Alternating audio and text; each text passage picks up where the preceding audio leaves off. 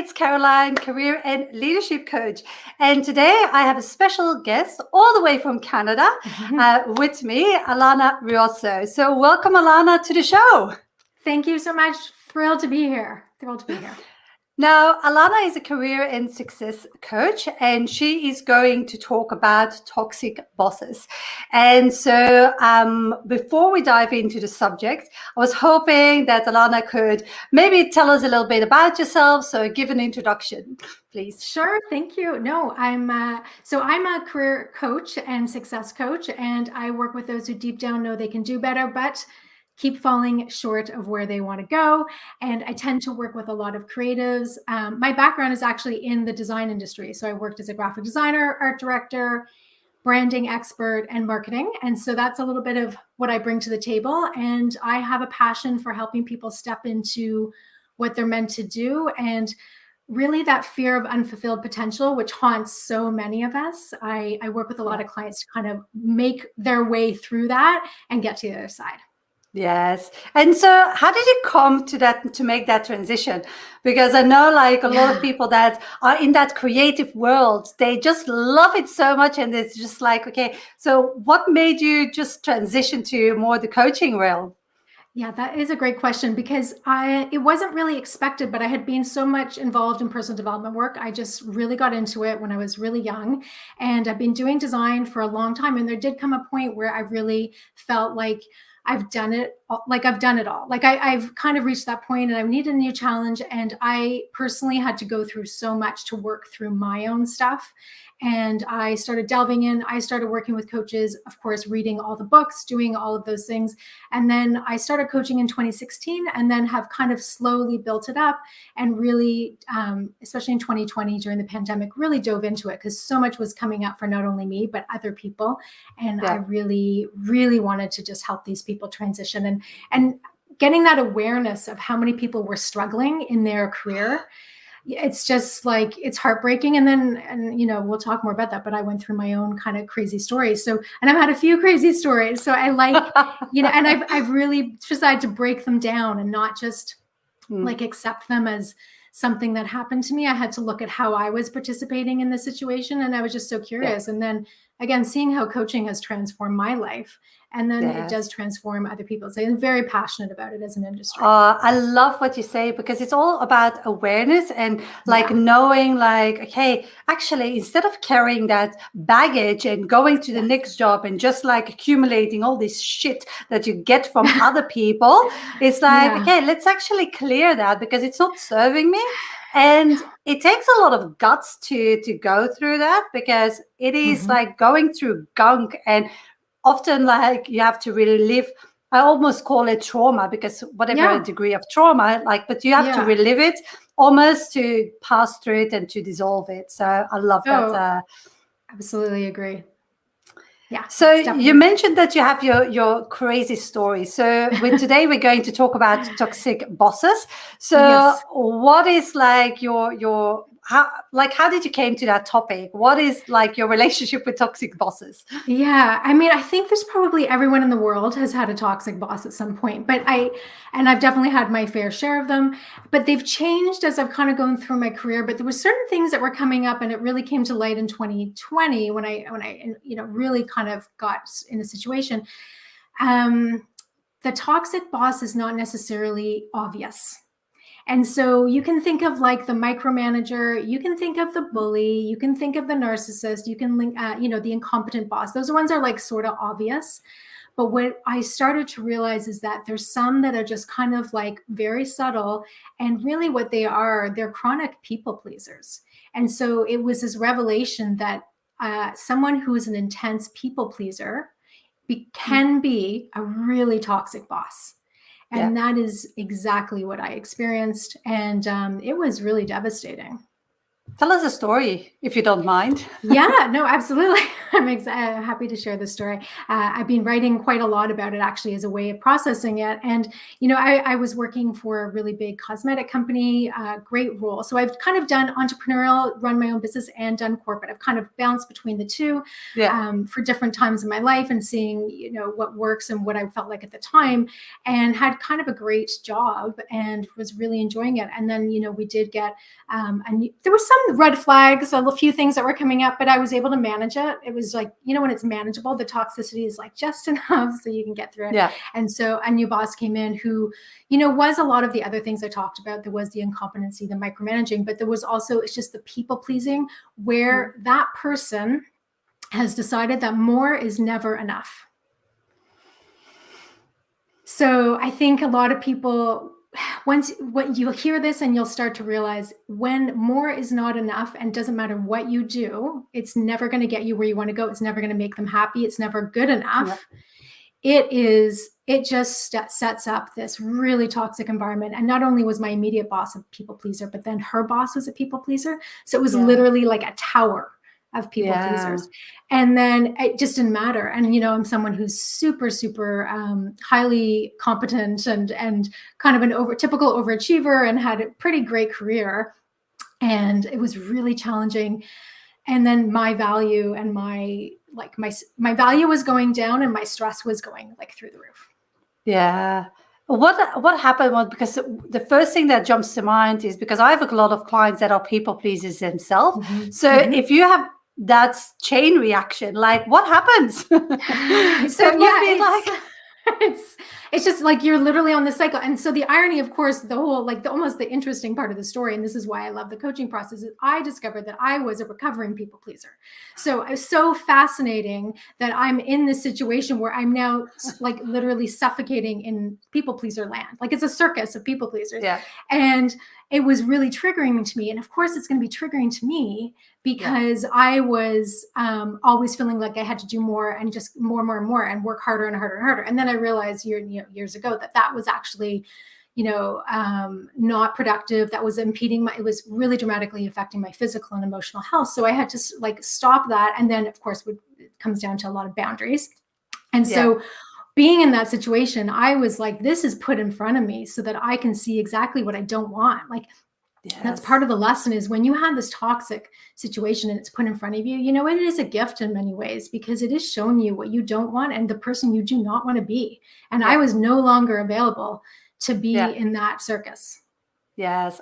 I like the words, I'm no longer available. Once you actually feel, it's so empowering, because even just thinking about I'm no longer available for this, it just whether you're in the same situation, it doesn't really matter. You can just say I'm not available. I'm not going to emotionally just attach that.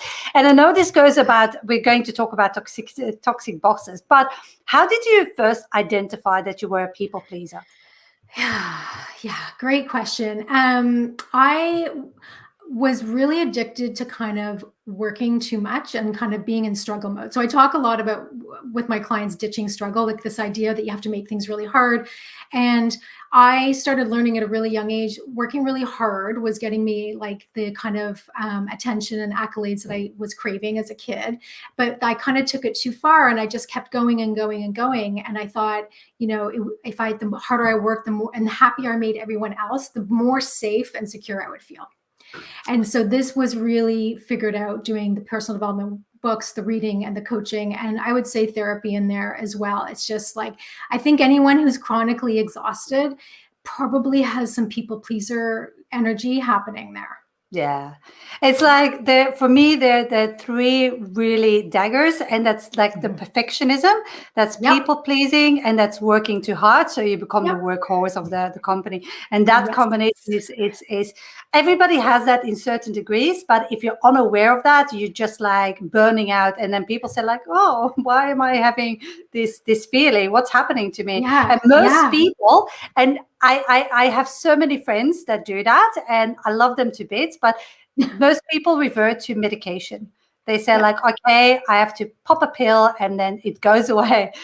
but Yeah. it's just like, so it's like, Yeah, it's the total stepping back and seeing it for what it is and willing to let go of certain things. And a huge part of my life and my career was defined as being someone who was really highly, like a really hard worker, really accomplished, and really just got the job done. Like, and I prided myself in that. And I love my work ethic. It's one of the things I'm so proud of.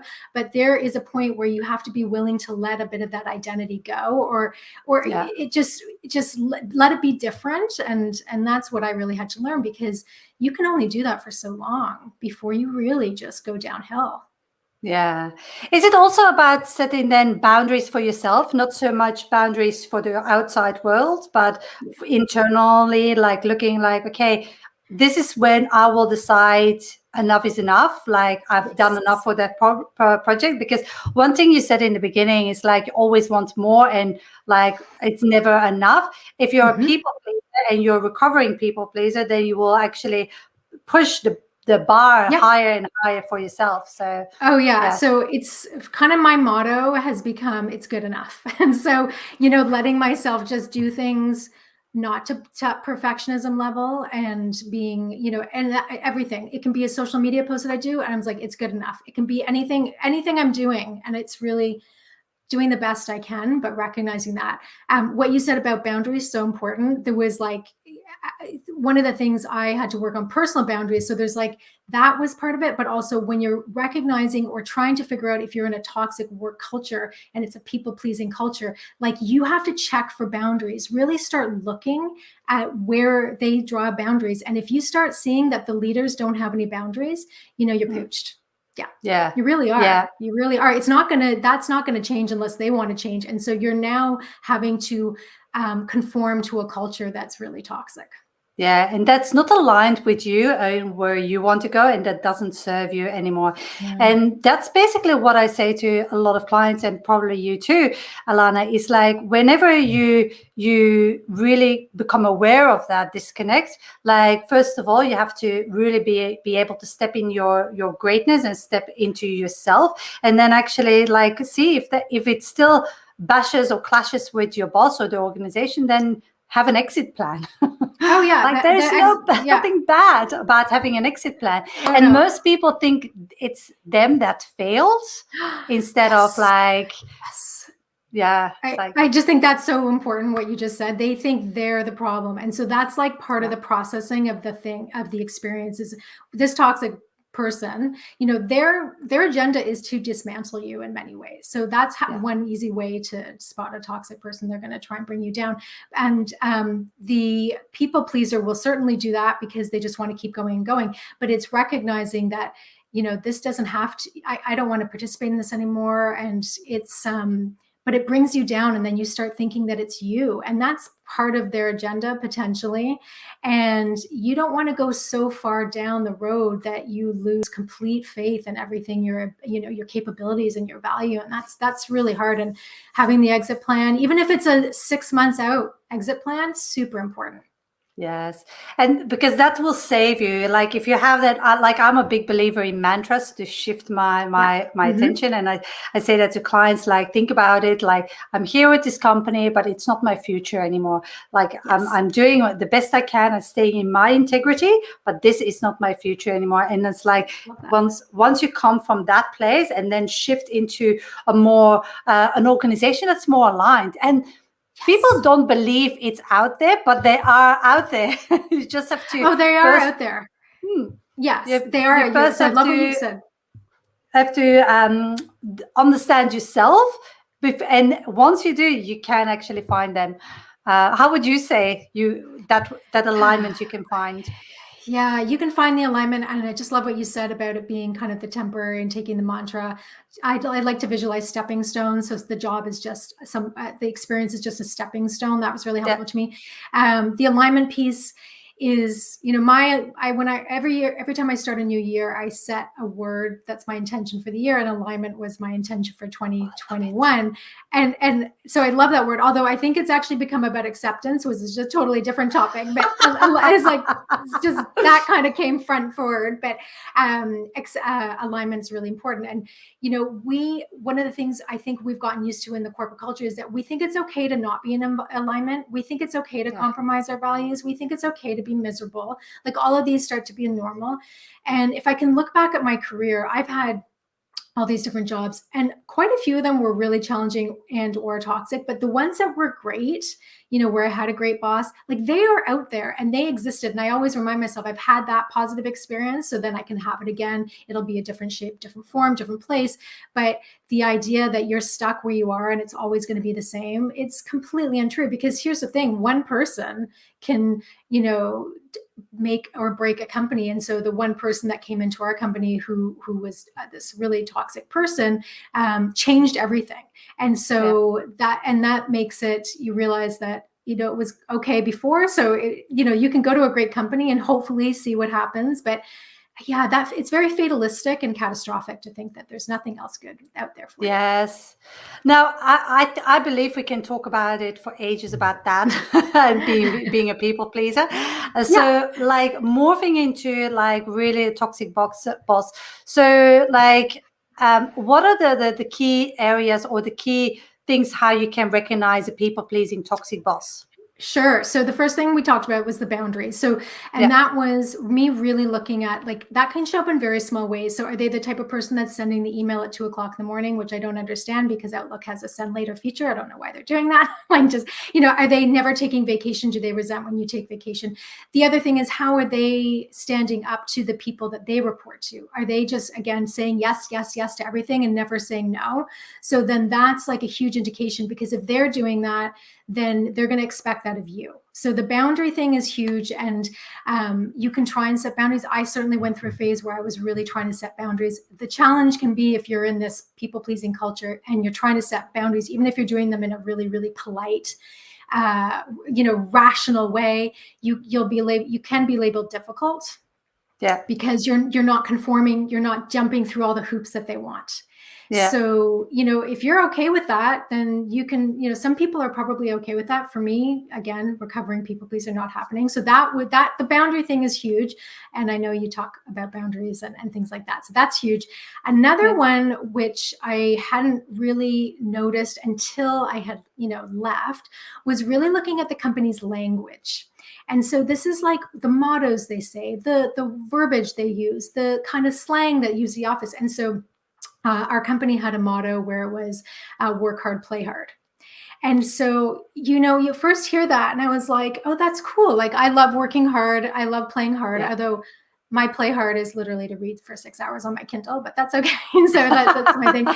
That's my playing. But I remember it was Adam Grant who he posts a lot on LinkedIn, organizational psychologist. And he said, work hard, play hard really means we work 90-hour weeks. And sometimes we party instead of sleep. And so I started to realize that kind of language and verbiage permeated the culture where you were expected to just keep going and going and going. And I didn't really see that. And it showed up in a whole bunch of different ways. But it's really interesting when you actually start analyzing the language that the company is using. And you can see a lot of that threaded through their website, any of their mission statements, their values. And of course, some of that is just, they say things lip service, but it's lip service for sure. But in many cases, if you're already in a company and you're working there, you'll start to see that these things are popping up. And if I think back to other companies I've worked at, I was like, oh, a lot of the red flags were there. I just didn't really see them.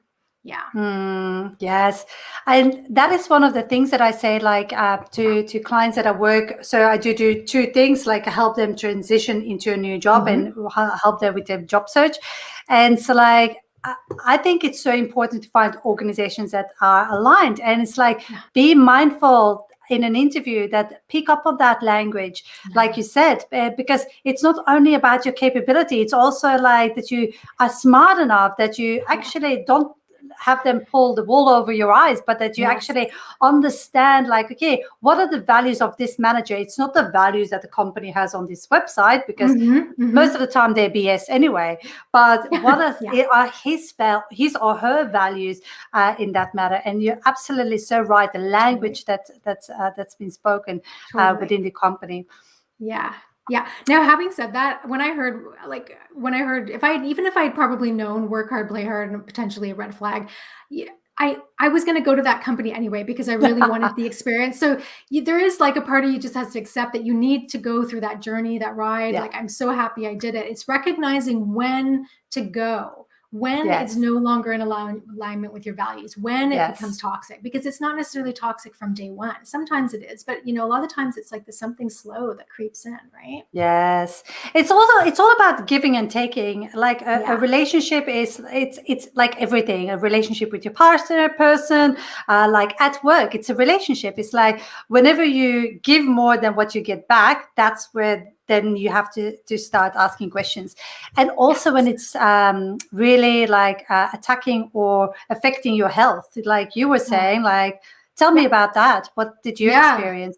Oh, so much. Like, it was, I mean, I felt like I was in this battle I couldn't win. And that was really devastating. And not like I don't know why I felt like I had to win, but it was just, I was set up for failure.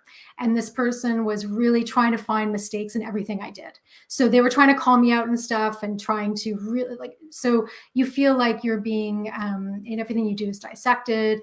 So what happened was, it just became slow, but the anxiety and the stress. Now, I've talked openly about having anxiety challenges in the past, and this became the point where I literally couldn't sleep.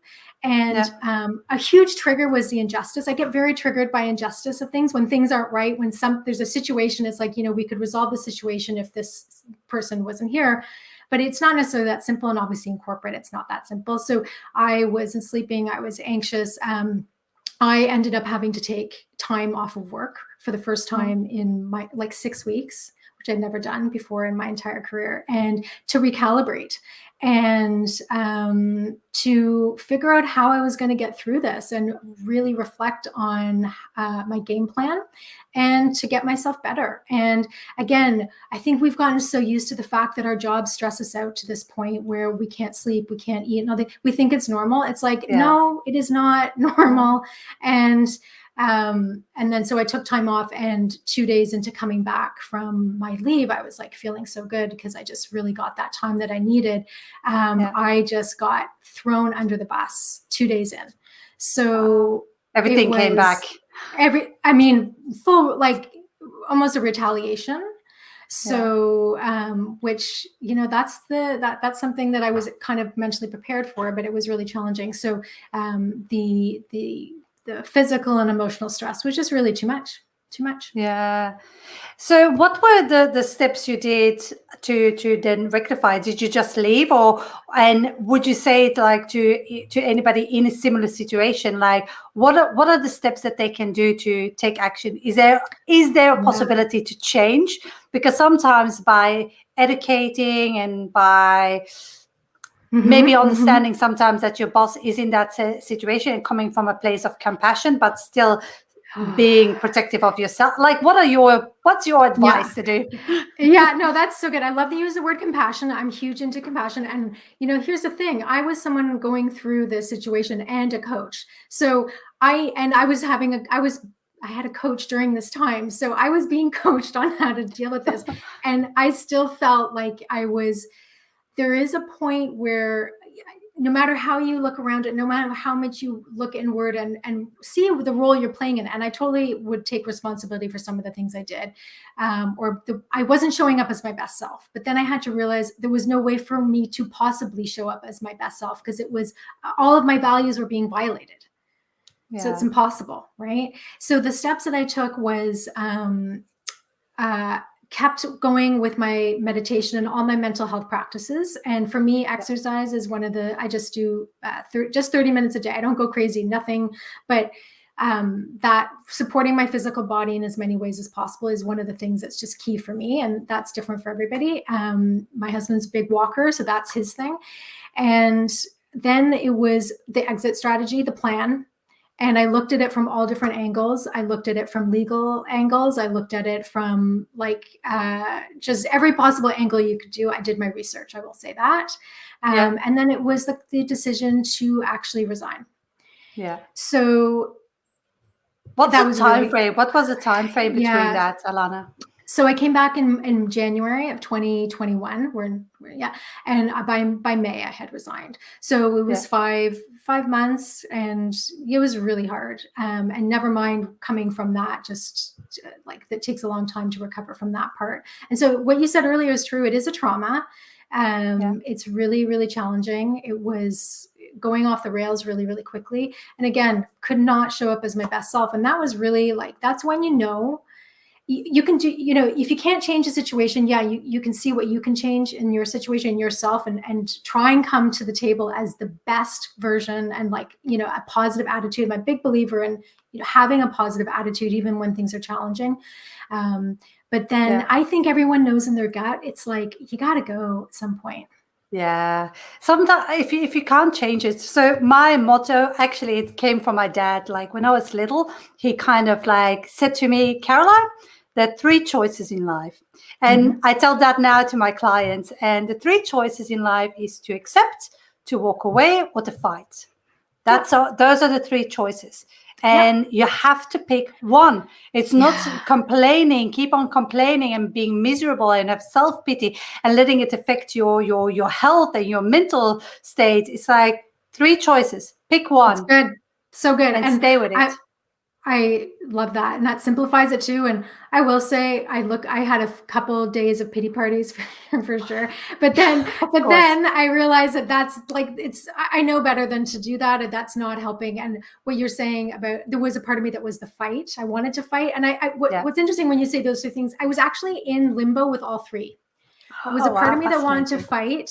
There was a part of me that wanted to, what was it? Accept. Yeah. Fight. And what was the other one? Walk away. Change it. Walk away. Yes. And so walk away, accept, or like fight. Fight is so trying to interesting. change I see it almost as a triangle. I was like, 1 foot. I don't have 3 feet, but 1 foot in each one. And I had to, because I am someone, again, injustice really gets me. So I wanted to fight it. And you know what? I was fighting the fight, and then I did eventually just accept and walked away. That was actually one of my questions that I was going to ask, because before you said like, look, I looked at the exit strategy and all my options, and one of them was legal. Like if you feel like I'm the same, for me, it's injustice, fairness. Like fairness is a big thing. If I feel something is unfair, I get on my high horse. It's a massive trigger for me. Like I just like want to go to bats, like till like, because I strongly believe. So I have to mellow that sometimes also. And for me, it's even like I have to see if it's fairness or ego. It's like, no, that's really true. And I think I was struggling with that one a little bit, fairness or ego. And did I just want to prove a point? Was it, I think I had a lawyer say to me that, if you go the legal route, it's not going to provide the closure that you necessarily think it will. There's times when it's absolutely, important to do it. So I would never discourage anyone, but I did really look at all my options. And when I say I thought about lawyers, I mean, I talked to multiple. So I was like, and then I thought, well, what is it going to feel like if I just resign? So there's a thing that I like to do sometimes with anyone making a decision. I'll tell this to clients as well, is, just pretend for 24 hours that you've made a decision and see how that feels. And then the next 24 hours, make a different decision and see how that feels. So just pretend that you've made. So I would go through phases where I pretended that I was like, okay, I've hired the lawyer. Okay, I've gone through today. I've just quit. How does that feel? And so I've decided that I'm going to fight this, or I'm going to stick it out for this amount of time. So I would play around with the scenarios to see how they feel and try them on for size. And, it can be real, and like act as if I've actually made that decision. You can just do it to yourself, but it's a really powerful exercise. I love it. And actually, it reminds me of what one of my friends, she's a life coach. And she actually said something similar, but I never made the link to what you now said.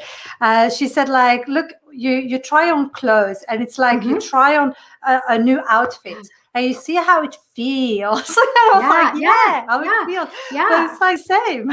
Oh yeah, getting that feeling. everyone, lots of coaches know you get in the feeling of what you want and what you're aspiring for. And so it goes to, and it was challenging sometimes, and it was uncomfortable and sometimes, but it was absolutely worth doing it. And listen, at the end of the day, when I did decide to resign and preserve my mental and physical and emotional health and my integrity, I felt relieved. That was the ultimate feeling. And there's no amount of money that could make me go back to that situation. Yeah. How did you actually like silence that injustice part? Like, it's not because it can be very strong. Like, I have been in situations and like it's very difficult to silence that, because if you think about it and you have then your foot in all three, logically, okay, it's negative energy, I don't want to waste my energy, but then like your fire brain is like, oh, come on, it's not fair. Yeah, it is the fire brain. So one thing I do is like, when I get triggered by injustice, I kind of celebrate it. Like I actually have just really learned to love that part of myself, because it means I want fairness for people, which means I'm an excellent advocate for others. So I consider myself one of the things I do. I'm a coach, but I also advocate for creatives and designers. So I really put a lot of information out there to help preserve the industry and make sure designers are paid well, all these things. So there's a part of me, the injustice part, that gets triggered. It's actually super, super productive. It's beneficial. It's a super positive thing. In this situation, I think there's a lot of things I still haven't accepted, because I can, I still know about injustices. It was just that thing of like, how can this happen? Why are other people not protected? But then there is, again, I have to go into the acceptance mode where this is the situation. There really wasn't that much I could change. And I had to kind of get into that space. It's something I struggle with, but feeling at peace with the best decision I made at that time is something that I just I like to sink into that feeling. This was the best decision. I don't regret it. But the fighter in me sometimes is just like, if I see like a legal movie and someone like the underdog wins, I get like so excited and then I get fired up again, so. It is so good what you said, like really reframing it as a quality rather than to be annoyed at the fact that you like, oh, there it is again. And because you feel your heart beating, like you feel like your blood rushing through your veins, and it's like, oh, but so much. If you can see how you can actually, that is a quality and you appreciate it, and then you can also use it for good and you kind of like respect it. It's like part of your self-care a little bit. It's beautiful. I never thought about that way. So that's really good. There was another thing that you said last that I was thinking of. Oh, what did you say? I didn't write it down quick enough. It will come back to me. Okay. That's okay. Sometimes I have it. It's like, don't go. I know that idea, feeling. But then it's like just like flies out at the window. So basically, if you would say, like, looking back at your whole entire situation and your career that you went through from beginning to end, and all the work situations you were in, what would be like the top 3 to 5 tips that you would share with people to say, like, look, if you're in this situation, this is the next step? Yeah. So there's a few things I would say. One thing is when you start to recognize the toxic boss or the toxic culture, you really have to look at it quickly and really decide how, like, it's likely not going to get better unless there is something component that you can change about the situation. Really decide if you want to be in it and get out of that mindset that you have to stick it out. Like I am also a commitment-aholic. So there was a part of me that would always stick things out in my career. And that was something I would not do again. Yes. So moving on, recognizing it faster, doing the best that you can in terms of your self-care. And so whatever routines you need to do to preserve while you're in the situation is really important. Talking to either a coach or a therapist or someone about the situation that's not in your workplace, I think is also super key to get that objective, non-judgmental support. So friends, family, like it's fun to sometimes just, complain with your coworkers. I certainly can fall into that pattern just to kind of vent, but to actually have constructive conversations is something different to actually help you navigate. I think that's super important and shouldn't be underestimated. And the other thing is not to belittle the experience that you have, we tend to go, oh, I should just be able to handle this. So we talked about that a Oh little my bit God, earlier. it's Like I just so should just bad. like, I should just be able to suck it up, buttercup, right? That was like something I would say. It's like, again, I'm super tough. I'm like resilient. Yeah. Like I've been through so much in my life. Why can I not handle this? Well, because it's quite insidious the way a lot of these bosses work. And it's there's small little stabs that they're doing at you the whole time. So they're just Yes. trying to bring you down slowly. Not often. Sometimes it's big, grandiose things that happen, but a lot of times they're small. So not dismissing that as well, and recognizing that this is really hard on yourself and being okay with Yeah. that. Yeah. Did you add also like the thing that it was only you seeing that side? Because actually, I'm just like whilst you're talking, just like something came into mind. Like one of my clients actually sees it with somebody, and she's the only one who sees it. So she said like the others are just thinking like the rainbows coming out of her poop poop, like Oh. she's so fantastic. Oh, And she said like, yeah, have you that's a hard experienced? situation. So Yeah. that was not the situation in this particular case. It was not me, the only one seeing it. Again, I'm only speaking for myself, but generally saying that situation that your client is, that's really hard, because then you start to really think you're almost going crazy, because you're like, why is no one seeing it? Yeah. Maybe there's someone else seeing it, but if they are not articulating it, they're not actually saying anything. I mean, that is a particularly challenging situation. So for her, having the courage to stick to her convictions, having the courage to believe what she is seeing to be her truth, is really going to be key, is going to be so key, because that's when you're like looking to other people, like, don't they see it? Don't they see this? It doesn't matter if she's experiencing it and seeing it and she doesn't want to handle it or whatever, then that's the challenge. Yes. And I think like what you say is really important, that it doesn't really affect your self-belief and your own doubt, that because I see a lot of people that just like, oh, well, like you said, like, oh, it must be me. Like there must be something wrong with me. I'm making up this whole story, and like it's probably not true, and blah, blah, blah. And they start really going in that negative spiral, and that can affect you again. It's a total spiral. And for sure, 100%, I was going down that. And I had to talk to a few people. And it was interesting. I knew someone going through a really challenging toxic boss situation at the time. And it was amazing, because she helped me understand that I was not making this up. This was not in my head. She's like, this is their plan to make you think it's you. Oh, wow. And it was like, again, talking to someone else who can have some insight was super powerful for me. And I was like, okay. And then that was very empowering. And then I was like, no, this is really happening. This isn't right. And, ultimately though, it's up to me to figure out how I'm going to navigate the situation. Yes. And feeling also strong enough that you can deal with it, because if it's ultimately you by yourself, you're alone in this, and it can feel lonely, even though you have your husband and you have friends around you can still feel going through this process very isolated and alone. So isolated. And I would say a lot of your clients or people listening have had the experience where HR is not supportive. So you could, in a corporate environment. And so if that's happening on top of everything, which was, that makes it, 100 times worse, because you feel like you're supposed to have this safety net and then you don't. And it's horrible.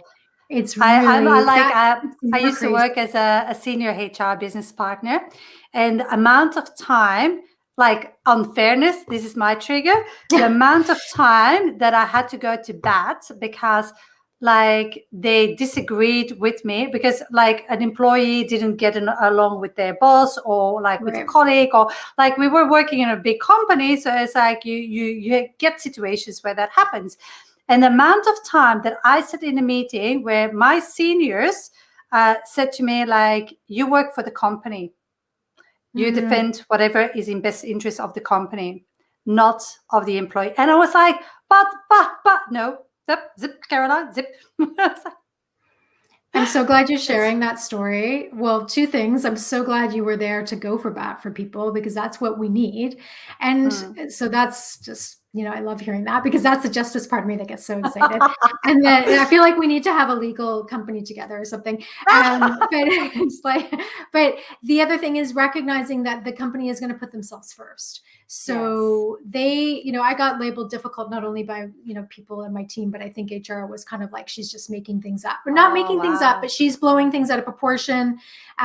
They shut things down in a way that were kind of illegal, actually. So, that makes it so much harder, because like, not only do you have the injustice situation, but then how it's handled. And then but again, back to the acceptance piece, is like, accepting that you're in this corporation that's bigger than you, bigger than life in some situations, huge ones. And, there was really only so much I could do. You bring something up, like it's not only one angle, it's multiple angles that you're being questioned. So yes, you're not only dealing with a toxic boss, but you're also dealing with the labels others give because of that. And then you have the injustice from the organization that's not supporting you, that you are like, okay, maybe I don't know how long you worked with that organization, but like some people have worked like for 5-8 years for the same organizations, have a switch of bosses, and suddenly they have the toxic boss and they're treated like dirt and like dismissed. And it's like, I made so much sacrifices for this company. I didn't go to birthday parties. I miss my daughters, blah, blah, blah. Yes. And then it changes overnight, and that commitment, and I had been there a few years, and I had put in so much. I had done, I thought, some amazing work. And the thing is, I am really proud of a lot of the work, and proud of some of the relationships I have with coworkers. So there was so much to gain, but that feeling of when it can change overnight like that, there's actually kind of, I think it's a betrayal energy that actually sets in, because you had it one way and then suddenly it flipped a 180, and the injustice says, I feel like it's a betrayal. And I just think something does activate in our deep core that is very, very, it really just puts you out of balance, and it's really upsetting. So. One more question before we close off is, how do you get rid of this baggage? Then when you leave, you make that decision, like, enough is enough, I'm going to choose me, like this is, and you're very peaceful with that decision. How do you move on? Because you have scars, you have trauma, like that. So like, how do you move on, and how do you know you have moved on? Because sometimes you might say, like, okay, I talk to a therapist, do 3 sessions, 5 sessions, work with a coach. Yeah, I'm finally free. And then, bam, it hits you in the face. You're not okay. And it's definitely different for different people. And it is that process. I find there's still moments that, it's not been too long, it will pop up. But there's definitely, for me, it was a lot of journaling. So a lot of writing. So I've written a story about this that I'm working to get published right now. So exciting. Yeah. So there's just to help kind of bring home some of the main points. So for me, writing about it has been part of the process, and there's parts I've been writing about it that will never be published, but they tell a bit more of it's more about me processing these situations. So so different things for different people, but as much as you can get it out of your system. And again, so that can, that's the journaling, that's the exercise, that's the talking to people. Don't keep it bottled up. And that's partly why I'm literally on talking to you about this, because I think it's so important personally for me to say what my experience is. But honestly, it is so much about people hearing the story. So that they can be like, I was not crazy. This happened to me. This was awful. This dismantled me. And it's happened to other people. And it's happened to other people who are really great in their careers, who are accomplished, who are confident and have their stuff together. Right? Have this. So, but when is, I think you'll know when you end up. If you find yourself in another job that's a situation that's similar, you did not process all of it. So that's one interesting thing that could happen. If there's a pattern that happens, and I have noticed, again, this did make me look at some of my patterns. I love looking at patterns and connecting the dots, especially with clients. So I was looking at other times in my life. I had found myself in situations with toxic bosses, and I looked at the common threads, what was happening to me personally. Why did I invite that into my life at that time? Why Yeah. was I okay with it at that time? So if you end up in a similar situation again, I would say there's more to process there. If you go Yes. to a situation and you're feeling it's more in alignment with your values, you're feeling more fulfilled. Fulfillment is such a huge, huge thing that we are entitled to feel in a job. That Yes. people also dismiss. I think that's a sign that you've moved on. And then how are you feeling mentally and emotionally? That's just such a Yes. key, I Yeah. think that is really, really like, it reminds me of a saying that my husband always says. He says, if it smells constantly like shit, then the shit is on your shoe.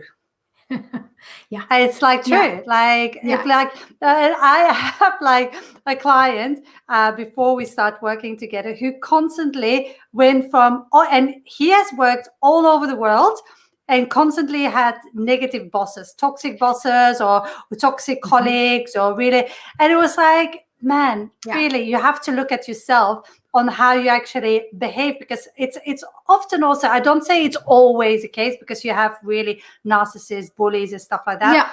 but there's also a part, like you mentioned in the beginning, that you can take responsibility for. Yes. And I always bring it back to your triggers. If you're triggered and you become very, for example, defensive, and you that's going to influence your behavior, and the outside world is going to respond to that. Oh, 100%. Yeah. I love the way you So said that. Yeah.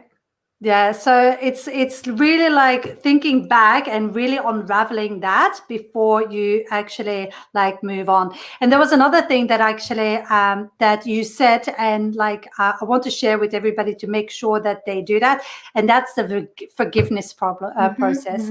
Like one of the things that I had to do when I came out of really toxic environments where people tried pushing me out, even though it was not just. And so, for example, like I had 4 general managers in 3 years' time. The last one didn't like me because I'm not a yes person, tried to push me out with all the reasons. And it took me a while to actually go through the process of thinking about her and actually coming from a place, like we discussed before, of compassion.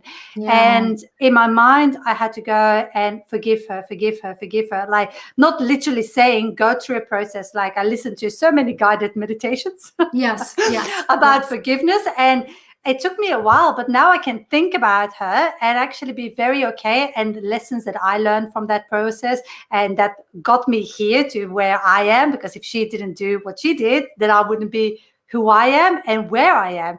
So Oh, I'm yeah. I love grateful. that. The forgiveness part, huge. And Yes. that's a process too, but I've also learned a lot of that lesson this year. And the guided meditations to get you through that, I think is super, super important. And that to be able to look back on something and recognize it as kind of a gift. In a way, I feel already that I had a gift, because I was quite comfortable in that. It was a job I could do with my eyes closed, and I needed a new challenge. And in many ways, I thought that the universe was saying, well, we're going to give you the most extreme boss ever so that you get out of there and make a move. And I was like, you literally could not have given me a more challenging situation. Yeah. But it worked. It worked very effectively. I was like, I gotta go. So, if I look at it, that's another reframe. I am always trying to reframe things. It's like, well, what was the gift here? Is like, and then I, just really, really getting in touch with my value and not letting anyone try and strip away my value. That is just not happening anymore. No, you have to stand strong. Do you think like you might not know yet like what triggers you will have in the future? Because now once you have dealt with something, you can recognize your patterns quicker, but it's like you still get triggered at a certain level, because if unfairness, like for me, it's like constantly unfairness. Okay, there I go again. Yeah. Come on, calm down. Yeah. I'll see them. I'll see them, and I think I'm going to have just greater awareness as I'm going through this, greater awareness of what's triggering me and why it's upsetting me, and and then being okay with the fact that I'm triggered. But the people pleasing thing, I have learned the lesson. It is clear. I know how to see that and recognize it. And it really is a level of toxicity in corporate culture that is something to just really run away from. Yes. And you mentioned something, and I don't think maybe you said it consciously, like that you wanted to, but you said, when I'm triggered, I'm okay with it.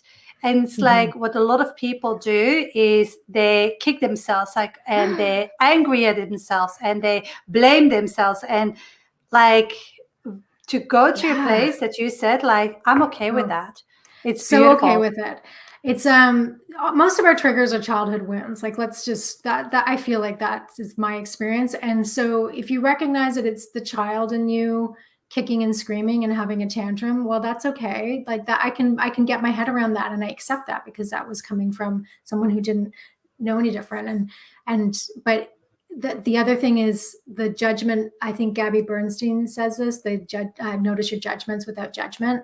So when I'm judging my triggers, I really try to go into that place of acceptance and just recognize it for what it is, like, and get curious about it. I actually have, during this process, I actually started a journal just for triggers. So I just started writing down one specific book separately set aside because I have journals for different things. And this is just things that triggered me, and really reflect on why it was triggering. And again, it would come from a place of injustice or something that happened as a kid that really bothers me. I'm definitely triggered by people who aren't generous, who are really controlling, and because generosity is one of my core values, really important to me. So I look at where that came from, and noticing it without that judgment, and trying to be kind to myself. Yes, and gentle. And so like some of the really practical tips would be like is like to first of all like identify your triggers. Really understand where they come from, the story behind, and come from a place, you said it so beautiful before, it's like coming from a place where you think of that person didn't know any better at that age. So really reframing it to really like, again, coming from that compassion for that little person that didn't know any better, but you know better at the moment. So that helps you reframe. And so, and that would be also emotions, the stories, a lot of journaling. And then like maybe the forgiveness practice, whether it's forgiving yourself or somebody else. For sure. I mean, the forgiveness part is huge, and the acceptance part is huge. From a technical perspective, if you are in a toxic workplace situation, and this was really key for me, was also noting everything down. So literally writing every single thing down that helped me feel control of the situation, but also just have, like, just in case you do need that stuff for any kind of legal reasons, there's that part of it too. There's like the practical, just left brain, do this part. And then there's all the emotional healing stuff as well. That's a discussion that I have with my husband all the time. It's like, because he always tried to rationalize and use logic with emotions. And that doesn't work. You can like, if you're in a toxic situation and you think like we said before, like, oh, I can suck it up, I should be able to handle this situation. You can rationalize it and logic, oh, they pay me well, it's not that bad, the project is interesting, the company is actually quite good, it's close to home, I shouldn't complain, should just like tolerate this and settle for like the situation. Why can't I handle this? And it's like, just like being able to recognize that you don't have to rationalize it or use logic. It's an emotion, and logic or rational thinking is only a band-aid for whatever emotion you try to cover up. That emotion will pop up again and again and again. So. That's so well said. It's just, you can't rationalize it away, and you got to do the work. You got to do the digging, as you know, you got to do the journaling. That's why the trigger journal might work well for people, all of those things. And then my question would be, as a coach too, if someone's rationalizing and, saying it's good enough for this reason, I'm getting the paycheck, all this stuff, it's like, why are you tolerating this? So is it, I mean, are all of those things, and I know you've talked about this in podcasts too, all of the other things good enough to rationalize and justify the situation? And a lot of the times it isn't, but we convince ourselves that it is. Yeah. Yes, exactly. Because we think we can't do better or have better, and maybe that's a pattern in so many things. It's because the way you do one thing, most often the way you do other things also. So it might be where else in your life are you tolerating mediocrity and just like settling for like mediocrity. Right There's there. one thing I have. That I really liked on your, you sent me an email, and in your email in signature, you say something about vanilla. Oh yeah.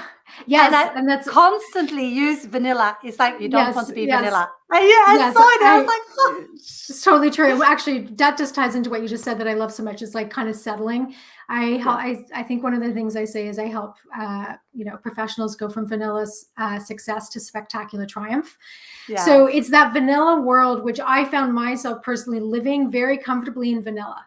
And that was a lot of my upbringing. You don't really go for anything too big. You just kind of, if you're a little bit successful, that's good, but don't go too far. And so that was a whole story programming. So what I really work with people is like really pushing out of that comfort zone and really going for what they want. And again, not tolerating just this mediocrity or, it's good enough. And fine, it's good enough for now as a stepping stone, but really that's not where you want to stay. And I know that's so much of what you're doing is you're pushing people up, you're raising people up. And I love that. So that's also, something that I love to do. Perfect. Now, before we go, like, tell us where people can find you, connect with you. How can people work with you? Because this has been amazing and very valuable. So tell us. Yes, I do work with a lot of people going through career transitions or challenging situations. So my website is www.alanaruoso.com, spelled just like my name on the screen. And I have some freebies there, and I have coaching packages as well. I do a signature one-on-one 6-session coaching package with people that is called the Clear and Confident Maven. So that's to get people feeling clear, confident, all the things that I always wanted. And I work with everyone, not just creatives, but I definitely seem to have a lot of creative clients, which I love because I've worked in that world. I get it. I know it. And I'm on Instagram and LinkedIn under Alana Ruoso. I'm most active probably on LinkedIn and Instagram, a little bit on Facebook. And I just love connecting with people. So if people just want to share their story with me, I love to hear that. And I've got I've got a blog too. So tons of free content there for people. Perfect. So, and it's worldwide. It's not because you're based in Canada that people say, "Oh no, that's too far." No, I work with everyone. I love the fact that you're in Australia and I'm in Canada right now. It's just that's so cool. I work with everyone. Surprisingly, I have a lot of non-Canadian clients and work with a lot with the US, but I work with anyone who's really just willing to show up and be vulnerable and look at what they want, what they maybe don't want to look at, but the time and energy you put into coaching or being in that process, I'm sure you know this, it's transformational. It's completely transformational. It is definitely, and anybody that's in a situation that they want to get out of, definitely, you're not in this alone. You don't have to do it alone because, like we said earlier, it's very isolating. It's very like demoralizing because you're just trying and then questioning yourself. So reach out for help if you're in that situation, because that's going to transform you more than just staying stuck. Perfect. Thank you so much for coming on today, Alana. It's been absolutely divine. I feel like we can talk for hours about so many things. I know. I definitely will have. And as I said, I love your podcast. I've been binging your episodes, so I'm excited to be here. Perfect. All right. Thank you so much. And if anybody has any questions for Alana, please feel free to reach out also to her, direct message her with any questions you have. Perfect. Sure. Thank you so much, Alana. See ya. Bye.